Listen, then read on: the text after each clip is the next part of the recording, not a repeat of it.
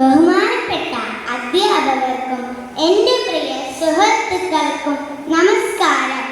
ഇന്ന് ഫെബ്രുവരി 21 അന്താരാഷ്ട്ര മാതൃഭാഷ ദിനമായി ആചരിക്കുന്നു. ഇതിൻ്റെ പ്രധാന ഉദ്ദേശം എല്ലാ ഭാഷകൾക്കും മാന്യമായ സ്ഥാനം നൽകുകയും മാതൃഭാഷയുടെ പ്രാധാന്യം ജനങ്ങളിലേക്ക് പകരുകയുമാണ്. 1952 ബംഗ്ലാദേശിൽ മാതൃഭാഷയുടെ അവകാശത്തിനു വേണ്ടി നിരവധി വിദ്യാർത്ഥികൾ ജീവൻ ബലികൊടുത്തിരുന്നു.